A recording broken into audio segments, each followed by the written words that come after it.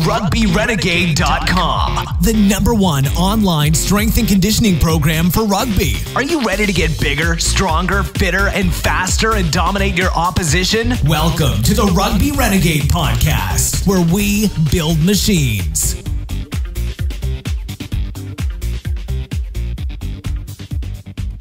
Hello and welcome to the Rugby Renegade Podcast. Today's episode is sponsored by Pro Athlete Supplementation. Check them out at pas-nutrition.co.uk for all your supplementation needs. And don't forget that subscribers to the Rugby Renegade program get a 40% discount on retail prices. My name's Jamie Bain and we are back with episode 27 of the Rugby Renegade Podcast. Today I have the fortune to interview Christian Thibaudeau, great strength coach based over in Canada. He's worked with all array of different athletes and sports. He's played rugby for a period. He's competed in Olympic weightlifting, American football, and bodybuilding. He's worked with CrossFitters. He's worked with so many different athletes. He's got a huge amount to learn. Read a lot of his books, which really impacted my coaching and training methodologies. So it was great to pick his brains, go into something he's working a lot now on, neuro profiling to help programming and tons more. He's just, full of information. So I'm sure you'll enjoy it. Give it a good listen and let us know what you think. Hi, Christian. Welcome to the Rugby Renegade Podcast. Great to have you on. Why don't we start by you just telling us a bit about your background, how you got into strength and conditioning, your own career as an athlete, and some of the athletes and teams and sports you work with. Well, basically, it's kind of a funny story because growing up, I was always like that. I wouldn't say like fat, out of shape kid, but the kind of guy who was average in pretty much everything. I always wanted to be a good athlete for some reason. I always pegged myself as very physically average. I mean, I wasn't particularly good looking. I wasn't tall. I wasn't muscular. Wasn't faster or anything. And I had self-image issues and self-confidence issues all the while growing up. I mean, I have two brothers and a sister, and like one of my brothers is a doctor, and big successful family. So I always had that self-confidence issue, and always looked for sports to try to get above average. Sadly for me, I was pretty bad at everything I played. I mean, I played American football for 10 years, also coached for 10 years, also played rugby for 3 years. I played golf competitively until I was 19, and then, of course, I branched out to Olympic weightlifting once my football career was over. And the main reason was that I picked up lifting because I was a below-average athlete, and I thought that this was the way for me to separate myself to become slightly better than average. And it worked when I was in high school until I was like 16, 17, because I started training with weights at 14, and I always was doing like lots of squats, power cleans. In fact, when I started training at like 12, the first 2 years I trained, I only trained legs because I figured, I need to run fast. So I always started training the right way, and that gave me a good advantage when I was in high school because these guys didn't train back then.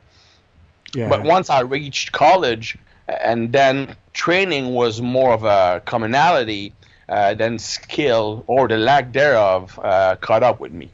But I had a pretty good lifting background, and once I stopped competing in football, I found that I was actually better at lifting than playing sport.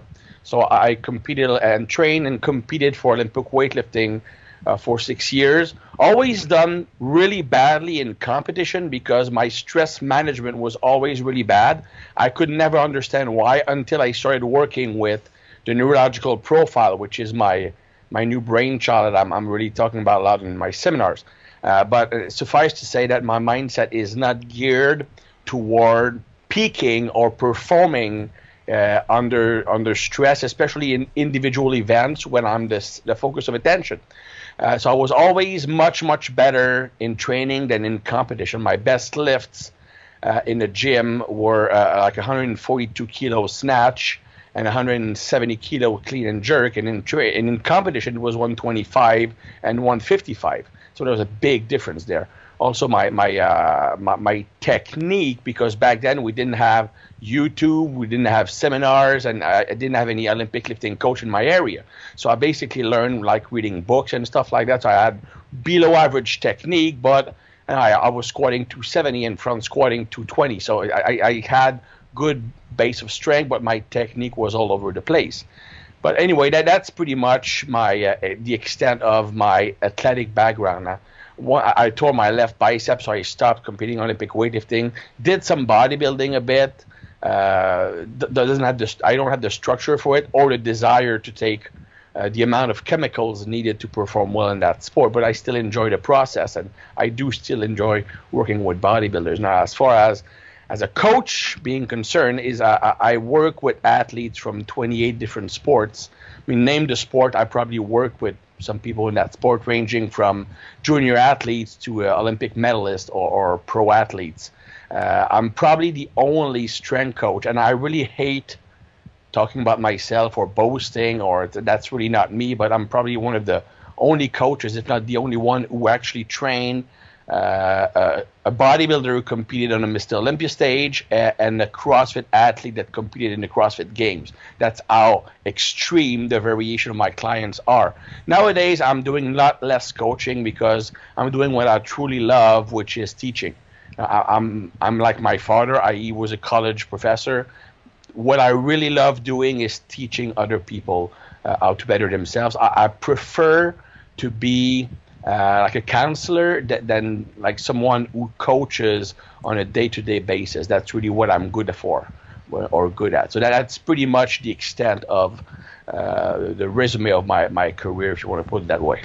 Yeah. Also, of course, I coached American football for 10 years also. So that's also I think that really helped me becoming either a better strength coach or also a better teacher, because when you have to interact with young people and in a group setting, in a sport setting, it really brings out the best in how you teach, how you transmit knowledge to people.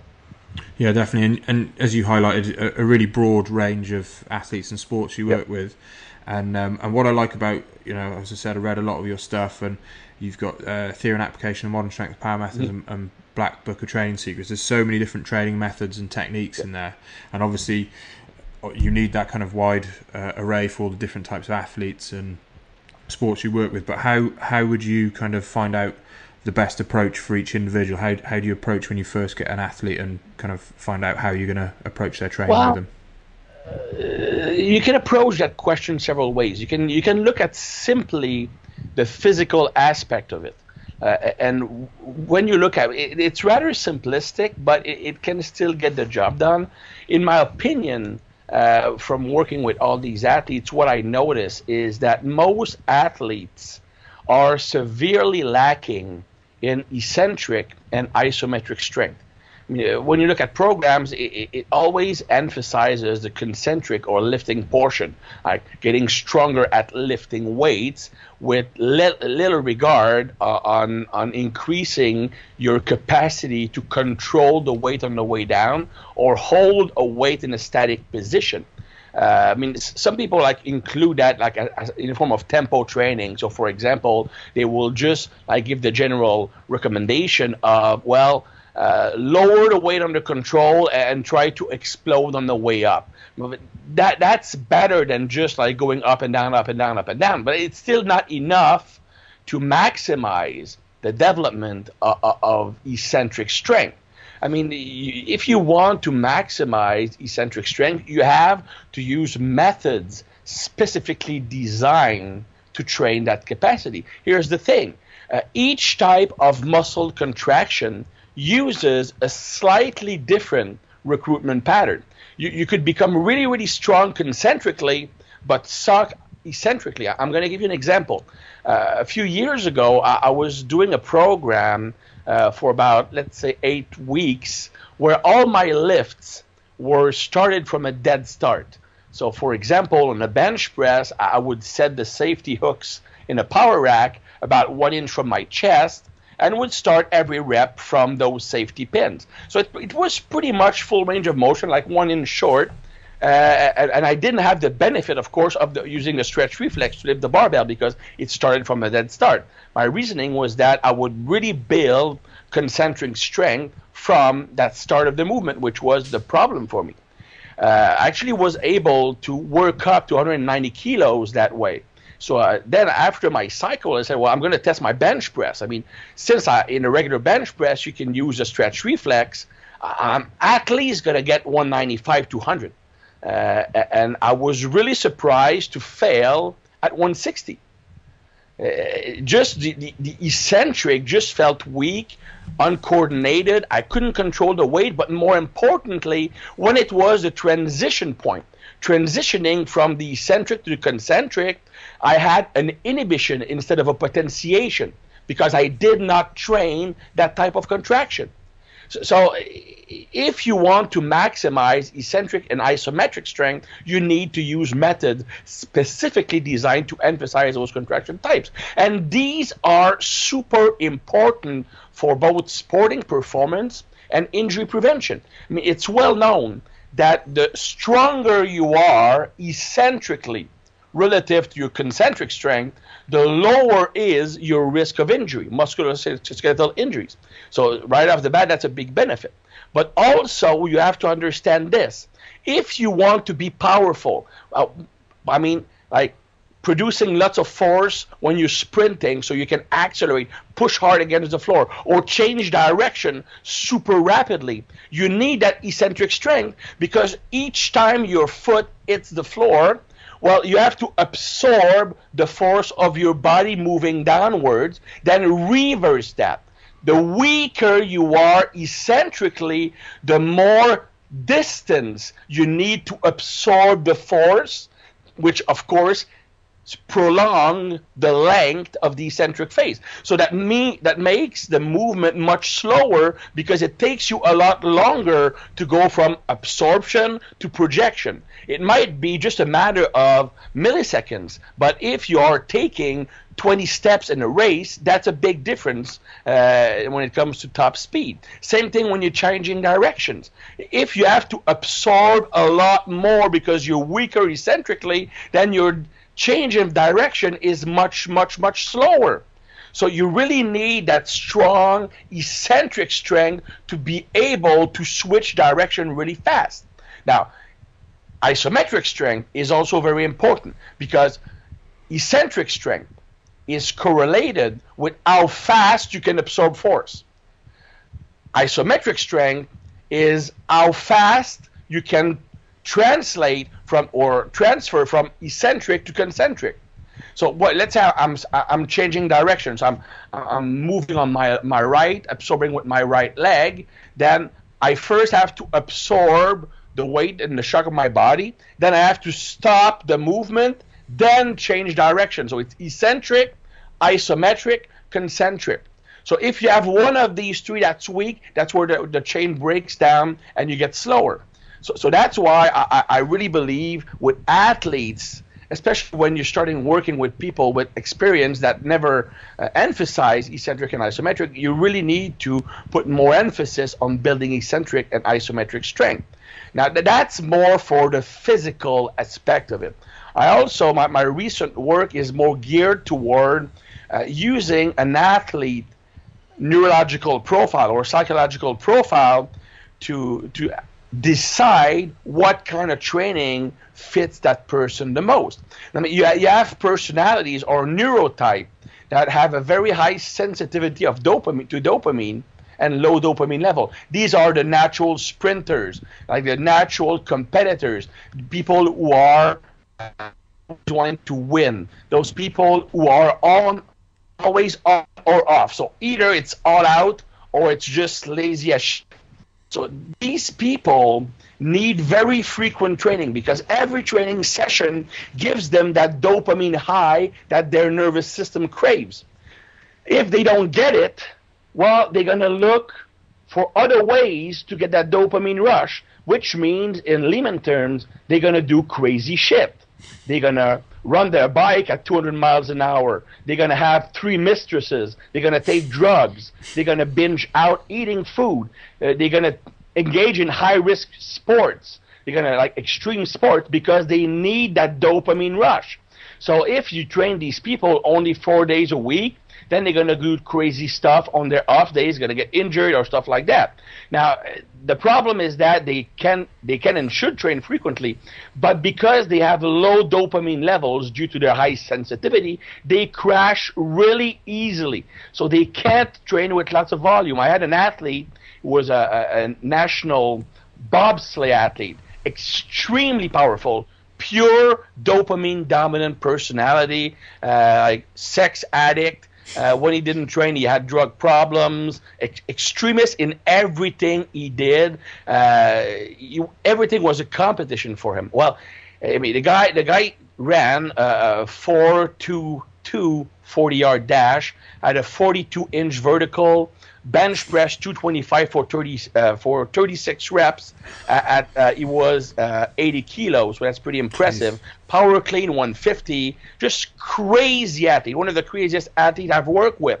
But he could do at the most 6 to 9 work sets in a workout, not per exercise, for the whole workout.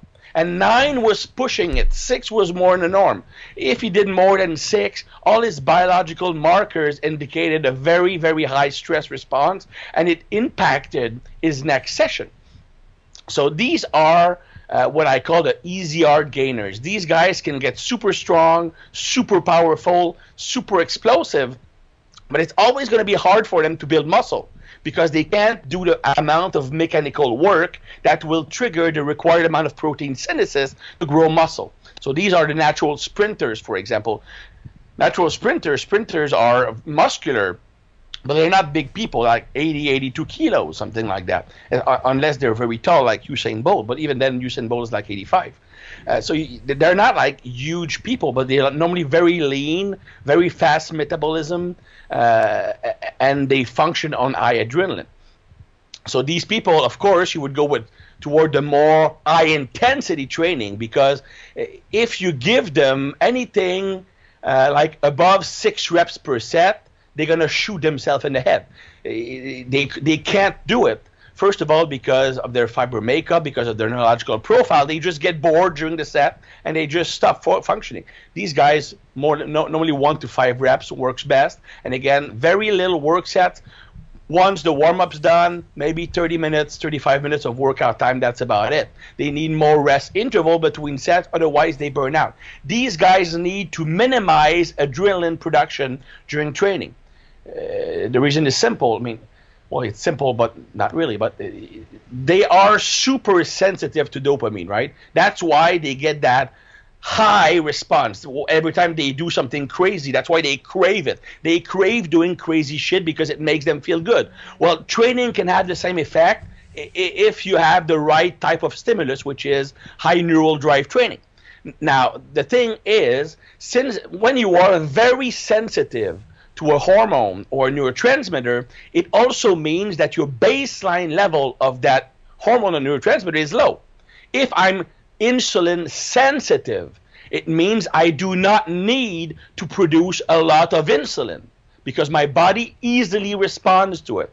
If I'm resistant to insulin, then I need to produce tons of insulin because my body doesn't respond to it. So if these people are sensitive, super sensitive to dopamine, they don't need to produce lots of it. So their level is fairly low. So, but they get a rush from training. But if that rush is maintained for too long, it crashes because they can't produce lots of it. Now, you have to understand that adrenaline is produced from dopamine. So the more adrenaline these guys are under, the more likely they are to crash their dopamine. These are the guys, when they are competing, either playing a match or doing a sprint competition, a lifting competition, these are the guys who will be dead mentally for 3 or 4 days after the event because they had such a high adrenaline rush from their competition that their dopamine crashed afterwards. So, of course, there's supplementation that can help with that, nutrition, but it's still fairly unavoidable. You can limit the bad effect, but it's still something that's going to happen. A good friend of mine is a competitive powerlifter, and every time he has a meet, he's crashed for 7 days, which is stupid when you think about it, because in a powerlifting meet, and he's a bench press only competitor. He only competes in a bench press. So he has only 3 heavy lifts in the day. If you count the last 2 warm-ups, which are fairly heavy, it's still only 5 heavy sets, 5 heavy reps. No way that crashes him, because he's training a lot more than that during the week. The reason he's crashing is the adrenaline rush from the competition, which tanks his dopamine, and he's no good for 7 days. So these guys need to minimize adrenaline. These guys need to minimize the use of stimulants, which is really hard because they are hyper responsive to stimulants. They crave it. They can easily become addicted to them. So that's one thing. So that's one type. Of course, I have 5 types, and each type will have different variables when it comes to different application of the variables, like when it comes to intensity, volume, frequency, training split, rest intervals, training methods, intensity zones, stuff like that. It all because training has an impact not only on the muscles, but also on the neurotransmitters and on the hormones. So everything has to be taken into consideration. I mean, some people, you will have them do a workout that seems perfectly in line with their goals and objective, yet they don't get results because they get bored to death. I always give the example of German volume training, 10 sets of 10 reps, which is a great hypertrophy program. Well, I tried to do it. I almost stopped training altogether because it made me hate going to the gym, because it doesn't fit my profile. I'm a low rep guy. So even if something is very good on paper, if it goes against your neurological profile, then you're not going to get maximum results from it, and you're not going to get motivated from it. So you need to understand how to blend the goal and needs of an athlete with his neurological profile to find the best combination of both. Yeah, definitely. And just going back to talking about the eccentric and isometric training, I know in sort of previous programs and in your book, you would sort of set one, so it's just whole body training program, 3 days a week, and you do an eccentric day, an isometric emphasis day, and a concentric day. Is that something you still do, or have you? It's funny you mentioned that, because I'm in the process of writing new training programs for my website, and the program I'm writing is exactly like that. Yeah. Well, actually, to be precise, the first phase is exactly like that. We have 4 training days: Monday, Wednesday, Friday, Saturday. So Monday is eccentric emphasis, Wednesday is concentric, and Friday is isometric, and then Saturday is more conditioning work which decreases eccentric action, because it's like farmer's walk, prowler sprint, stuff like that, which has very little muscle damage, if anything at all. So it's actually not something that will negatively impact recovery. So the last 2 workouts, the isometrics and the conditioning work, produce little to no muscle damage. So it's actually fairly easy to recover from that. And you have the 2 harder sessions, which are on Monday and Wednesday. But yeah, one is emphasizing eccentric, one concentric, one isometric, and one is more conditioning work. So that's the first phase. I call it the foundation phase. The reason why I call it the foundation phase is because I want to build a foundation of mind-muscle connection and muscle control, being able to use your muscles optimally in every type of contractions. Then the next phases are built either to emphasize one contraction type if that's something that's problematic for the athlete, or just focus on increasing performance on the big lifts.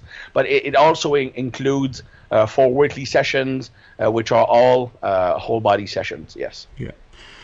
And I guess it varies from sort of athlete and client, but do you still stick to a lot of whole body sessions? Yeah, actually, for athletes I do. Yeah.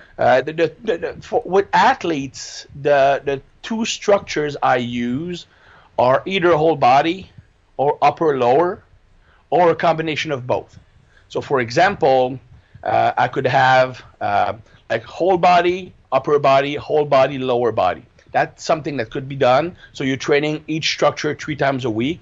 It could be whole body 3 or 4 days a week. With one would be conditioning or low stress training like bodybuilding work, stuff like that, if the person needs more muscle mass. Or it could be upper lower. Now the upper lower works best, in my opinion, with intermediate athletes.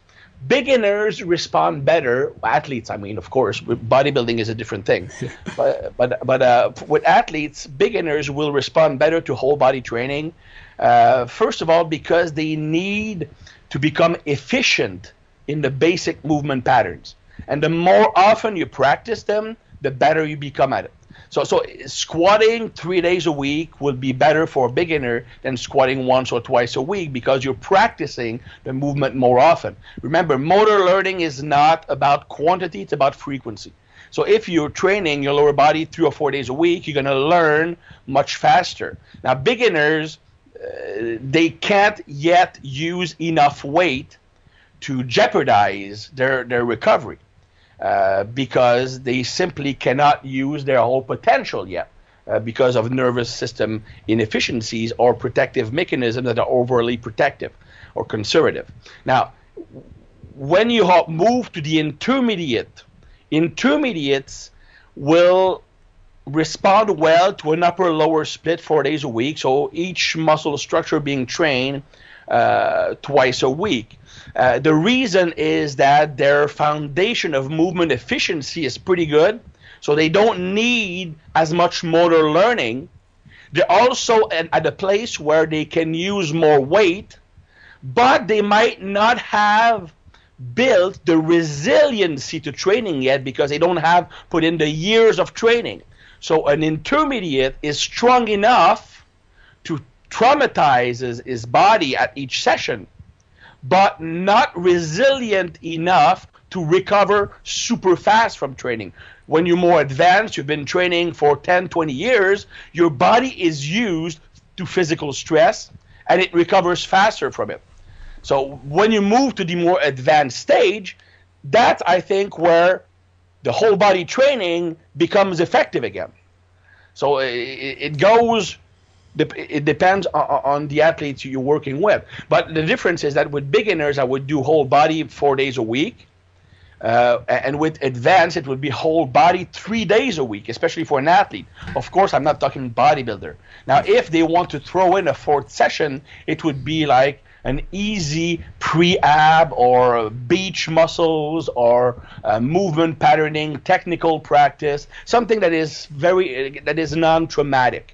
Because with advanced athletes, they can train at such a high level at every session that even with 3 weekly sessions, they will trigger gains, but they can push so hard that it can impair recovery. So even though they are capable of recovering faster, they need more recovery time. The muscles recover faster, but their tendons, their nervous system might get fatigued more easily just because they're using a lot more loads. Now, the muscles adapt, but your skeletal system, your hormonal system, your ligaments are pretty much the same as they were when you were intermediate or even beginners. Even the tendons are not that much stronger. So that's where you risk injuries. Yeah, definitely. Touch on to tendons and ligaments there. And something that might come out of this question is, I know you've looked into kind of old-time strongmen, lifters like, George Hackenschmidt and people like that. What do you think are some of the sort of best lessons you've learned through researching the sort of old school strength training? That's a very good point. I mean, I have 3 passions in my life. The first passion is training. The second is history. The third one is politics. When I was in college, before studying exercise science, I was actually a political science major. Then I switched because you can't get a career in that. So I decided to switch to kinesiology, and my minor was history. My brother is a history teacher, so that's why I always loved the history of training. So how old school trainers did train, and the reason I love what they did so much is that they didn't have all these fancy tools, so they needed to be imaginative to find different training methods. Also, there was no internet, very little books, information was scarce, so they had to experiment by themselves. And you didn't have like the bro dogma around, so they didn't care if something they tried looked foolish or not. Because nowadays, people will not want to try something that looks weird because they're going to look stupid in their commercial gym. So people just stick to what the rest of the crowd's doing. And you have very little innovation going on because of that, in my opinion. I mean, we have all these cool tools, but people are not experimenting with really what's important is how to load the muscles different ways. And these old school guys were all about that. And they were, on average, much stronger than people are today. They built tremendous physiques without the advantage of using drugs or even supplements. They didn't eat 6 times a day. They oftentimes work physical labor jobs, and they were still super strong. Like Bob People, Paul Anderson work on farms, and they build strength that is yet to be equal today. Paul Anderson squatting 500 kilos, Bob People at a body weight of about 80 kilos, deadlifting 350, 360. I mean, these guys were awesome.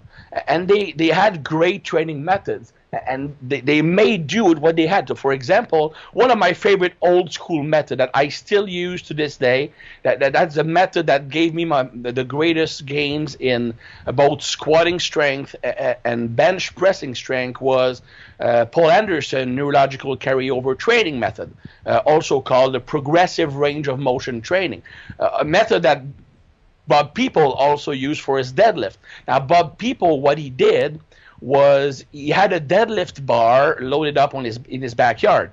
And the bar was loaded with the objective at the end of his training cycle. So let's say it's 350 kilos.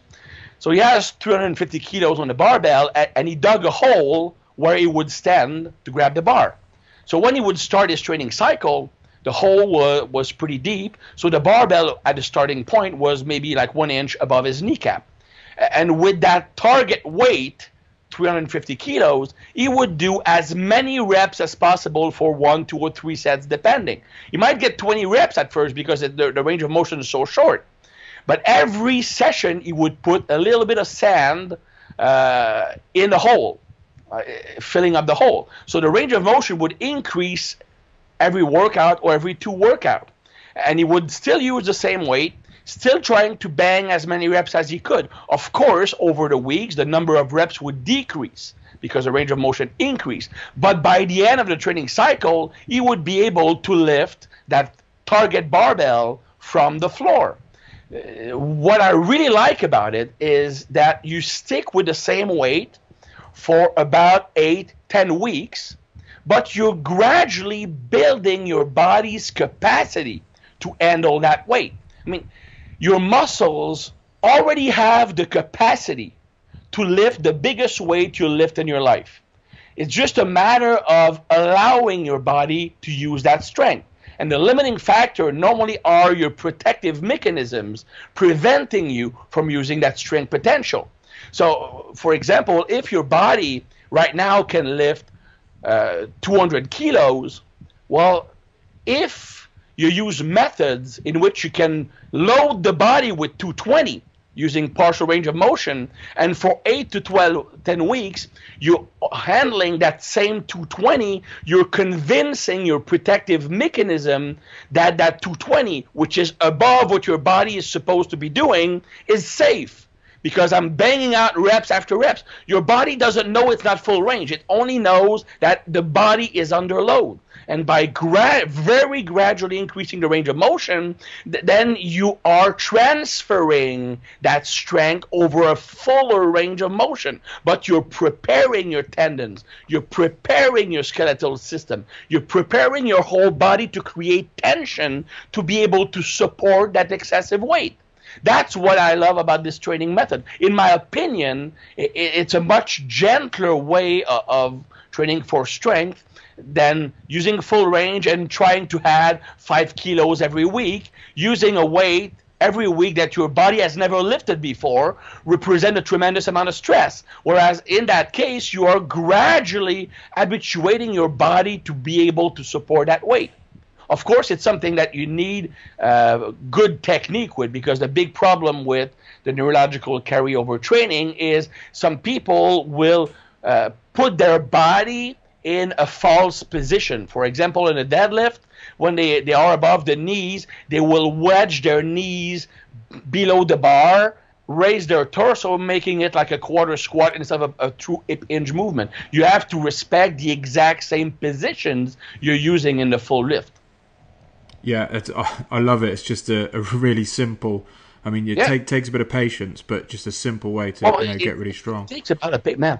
That's the big, and that's what people lack today. Yeah, exactly. People, like, if you're gonna lift for the rest of your life, why do you care about what you're gonna be lifting in 4 weeks? I mean, you don't have to beat a PR every single day. If you could only add 5 kilos like 2.5 kilos per week, well, it would make you 100 kilos stronger every year. That just doesn't make sense. So regardless of what method you're going to be using, there's a limited amount of weight you can move to. But how you get there will affect, well, are you getting injured in the process? I mean, you can probably, using linear progression, constantly add weight for 6 to 8 weeks before you hit a wall. But in the process of moving toward that wall, every week you are overloading your tendons, your ligaments a bit more, and your body, instead of desensitizing itself, it turns more and more and more into protective mode. What happens? Look at what people have happen when they try to add weight all the time. It works for about 4 or 6 weeks. Then at 6 weeks mark, the weight stagnates. So if they hit a wall, they still try to push hard. What always happens, their strength goes down. It always goes down. Why? Because the body can't handle it, and instead of desensitizing the protective mechanisms, your body feels something's wrong, and it increases the sensitivity of the protective mechanism, which prevents you from using the strength you have. I mean, if you're not losing muscle, if you're not overly tired, there is no reason why you're losing strength, except that your body is not allowing you to use the strength you have because it wants to protect itself. Yeah, exactly. I mean, key point now is that the nervous system is key to everything, isn't it? Yeah, of course, it's the boss. Yeah. Right, so let's.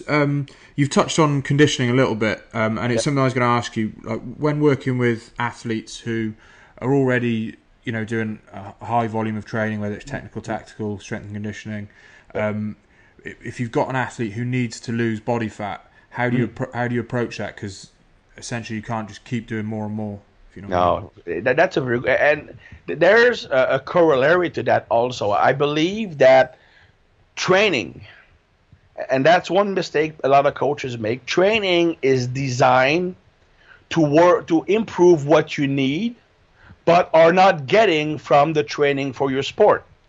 So let's take a rugby player. Well, a rugby player, during the practice sessions, an anaerobic capacity and even aerobic capacity is being trained. So it's not like you need to train a lot of it during training, but you see tons and tons of strength coaches doing tons of anaerobic capacity work because, well, they need it in their sport. Yeah, but they're doing it 6 days a week, 5 days a week in training. Same thing with MMA guys. The MMA guys, you see them doing all those circuits, strongman. It's great. I mean, I love strongman stuff.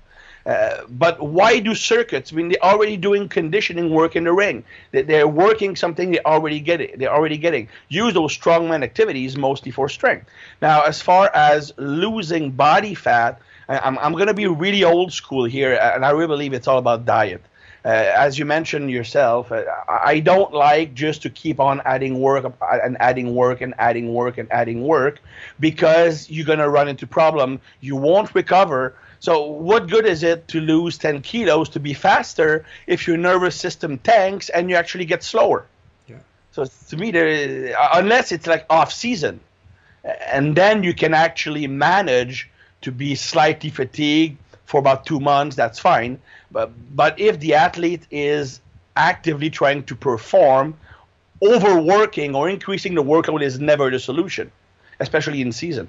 So it does come from diet. I mean, and honestly, when you look at an athlete, if he's practicing his sport 4 or 5 days a week, either through games or practices, and having 3 strength training sessions, well, if he has a body fat problem, then he's probably eating shit.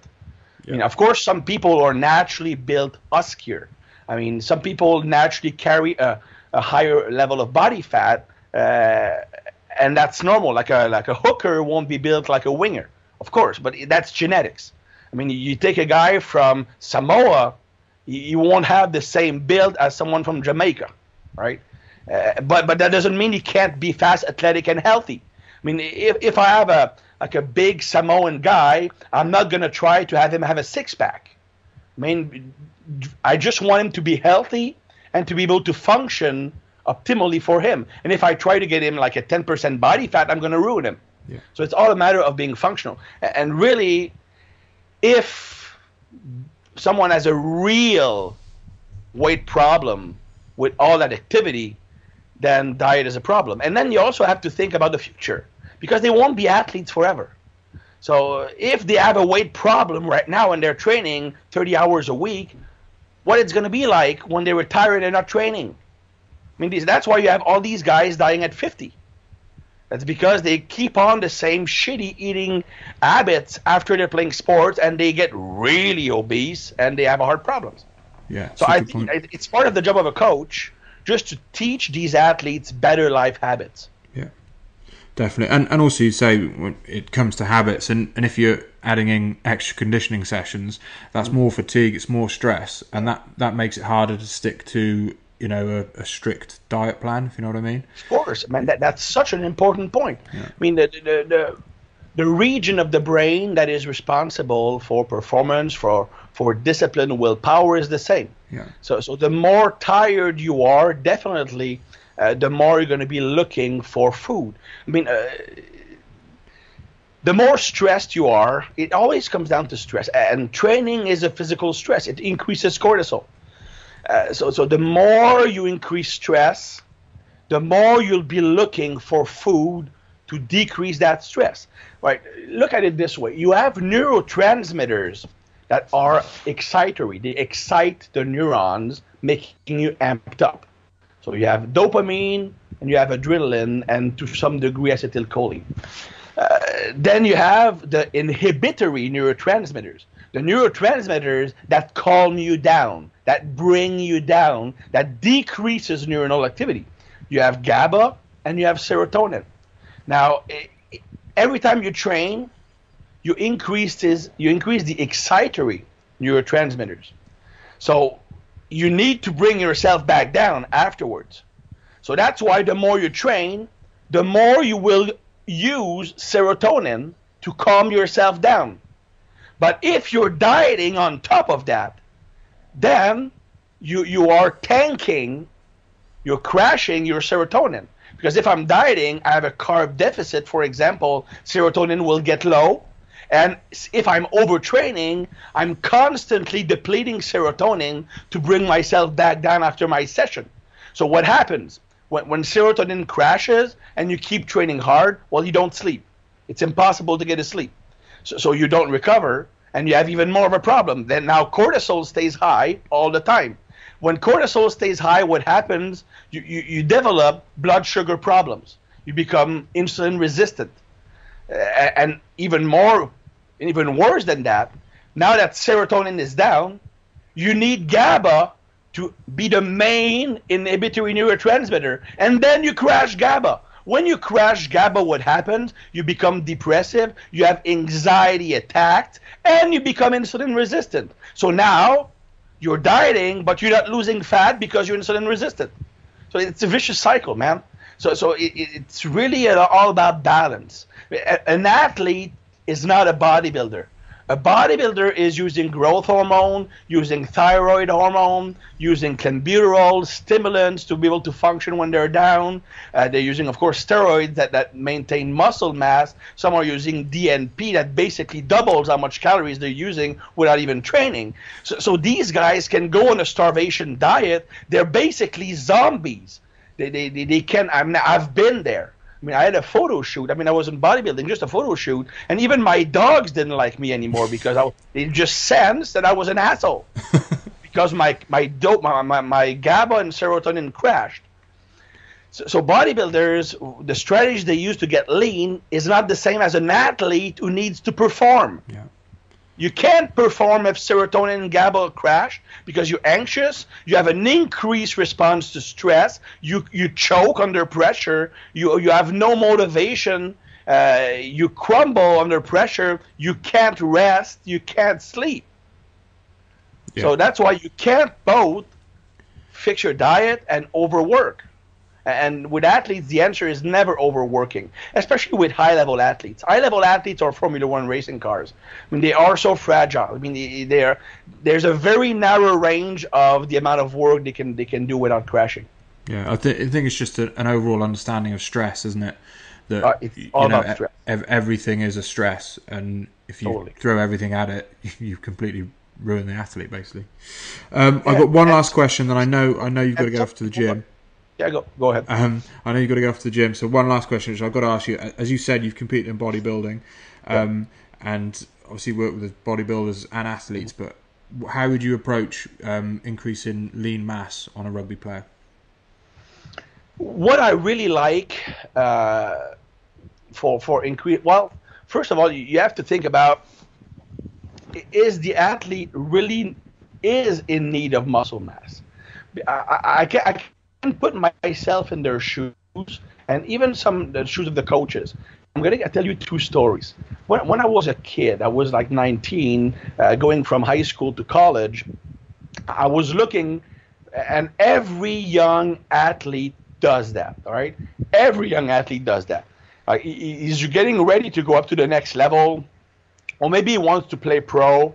So he look at the roster of the pro teams or the college team or the team that of the highest level. Let's say I was a football player. I played linebacker. I was 88 kilos, and I look at the chart, and I don't see a single person like under 100 kilos. So I need to get to 100 kilos to be able to perform. Not understanding that these guys are about 25. I'm 17, so they probably gained that weight over time. But me, I did like what all the kids do. I want to get to that 100 kilos as fast as possible, and I did. In one summer, I bulked up to 100 kilos, and I got super slow because I couldn't, even though most of it was muscle mass, I didn't get accustomed to using that muscle mass to move around. And I did lose speed. Eventually, I learned to use it, and I got faster, but it was too late. So that's one thing. Also, sometimes the sport coaches are to blame. I was training this football player, and he was also a linebacker, was about 96 kilos, and he was a starter. He was a very good player. He was the strongest guy on the team, squatting and deadlifting. Now, they changed the coaching staff, and the coach said, well, if you don't get to 103, you're not going to you're going to lose your starting job, because he was from that mentality that bigger is better. So I told him, well, you know what? You're already not the fastest guy. So if you go up to 103, even if it's muscle, you will get slower because you're not built to be that body type. So I actually had him, we just train for like normal. And I told him, well, at the weigh-in, just put weight plates in your pockets. And it was a joke, of course. But a few months later, he called me up and he was laughing on the phone. I said, well, dude, it worked. What worked? I put weights in my pocket and I was 104. and he was a starter. So that's just stupid. But some athletes genuinely need to gain muscle mass, especially in the younger athletes. When you're working with a younger athlete, anyway, building muscle mass when you're working with guys who are like 14, 15 should be a priority. Because, of course, we're working with athletes, right? So athletes, strength is the most important thing to build, because strength is a foundation to power. Power is the foundation to speed. Speed is a foundation to agility. But without strength, a sufficient amount of strength in all three types of muscle contraction, you can't get fast, you can't get powerful. But you have three main ways of getting stronger. The first way is increasing muscle mass. A bigger muscle is a potentially stronger muscle. I say potentially because if you're not neurally efficient, you're not able to use that muscle size. The way I can explain it is that the size of a muscle is like the size of a factory. Like the bigger the factory, the more employees it has, the greater its potential to produce pieces, cars, or whatever the factory is building. Now, if the employees don't work together, if they're lazy, or if their boss is not smart, then you're not going to be able to be productive. But you have the potential. Now, the second way of increasing strength is neural efficiency. Neural efficiency is making the employees work well together. So that's intermuscular coordination. It's making each employee work harder. That's intramuscular coordination. Or you can have the boss be a better boss. So that is the general muscle recruitment pattern, general neural efficiency, muscle fiber recruitment, or rate coding and stuff like that. So that's the second way of getting stronger. But if you maximize neural efficiency, but you have no muscle mass, well, you still are going to be limited in the amount of force you can produce. Now, the third way, and I briefly touched on it earlier, is the third way to get stronger is to desensitize your protective mechanisms.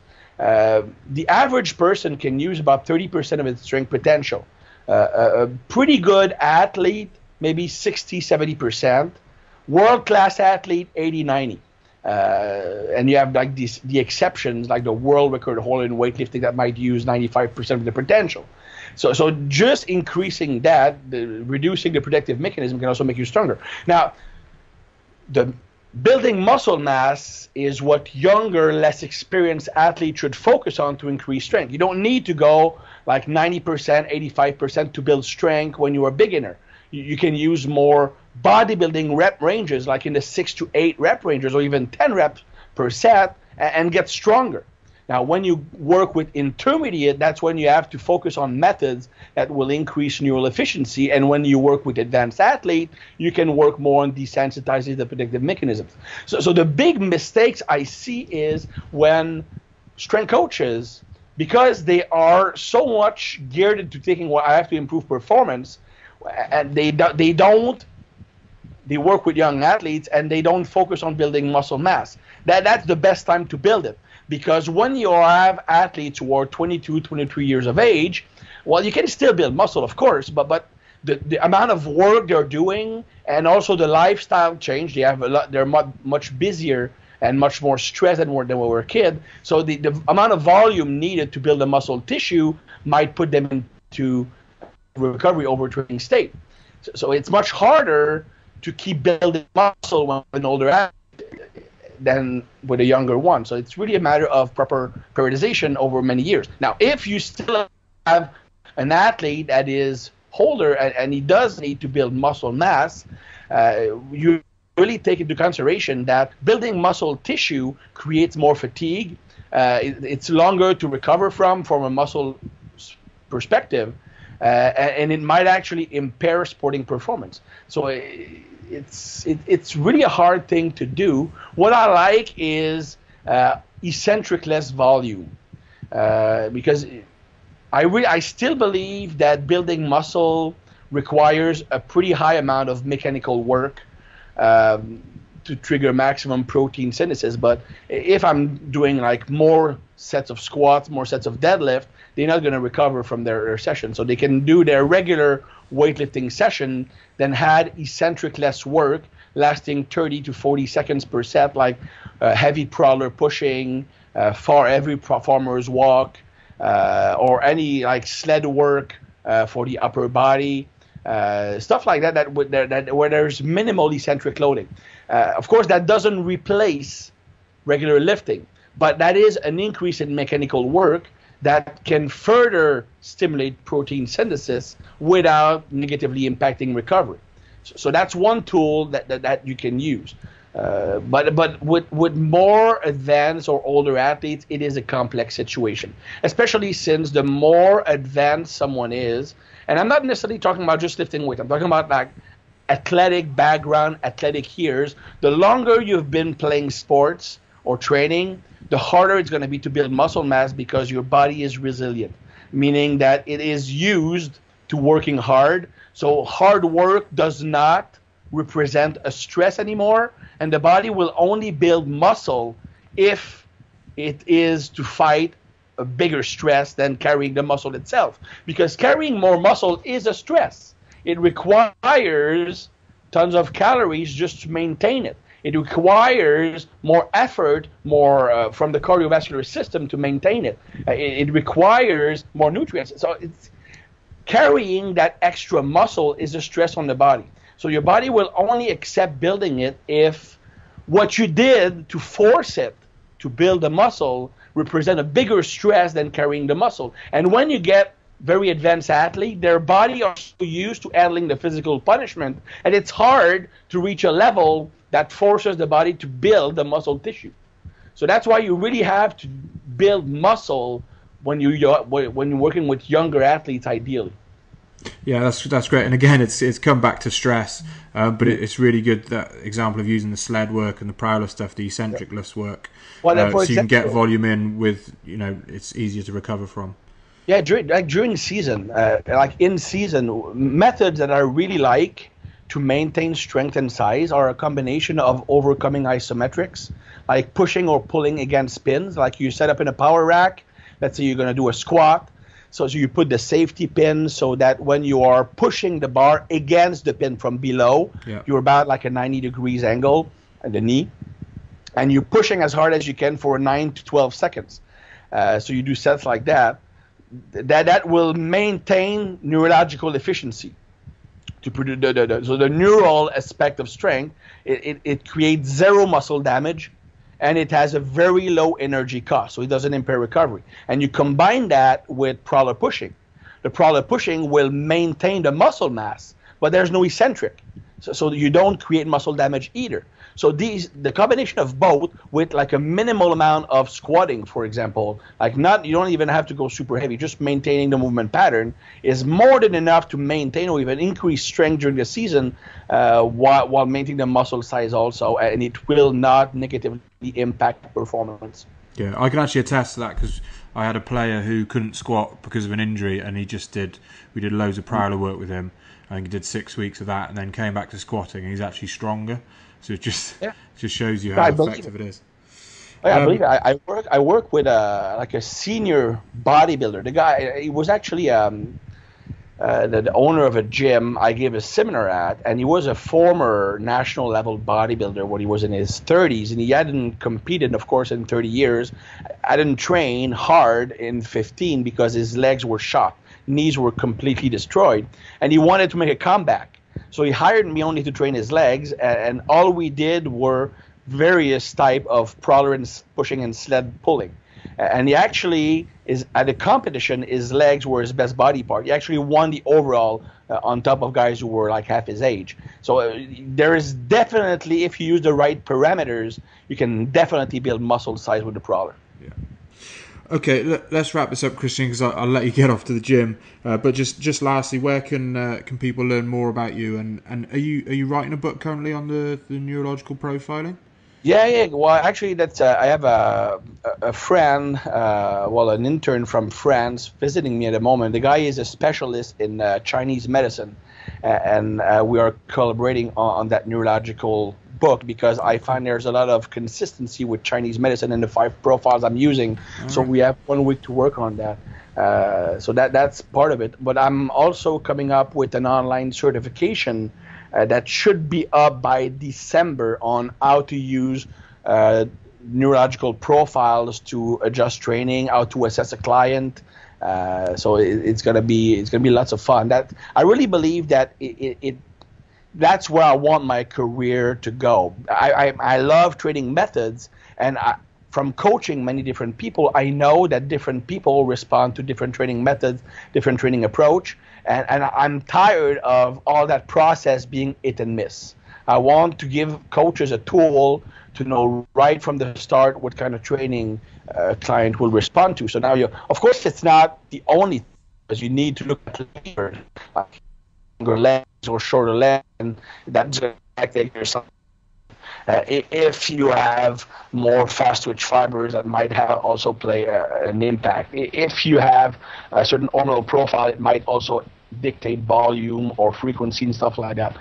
So there are many different variables to look into, but I really believe that, since you mentioned it also by yourself a few times, it's all about stress management.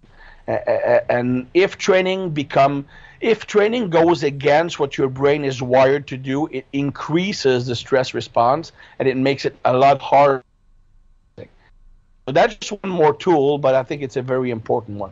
Yeah, definitely. So what's your website? Just give us your website URL just so the listeners can check it. I have thibarmy.com, so thibarmy.com. We have 3 videos, 2 articles every week.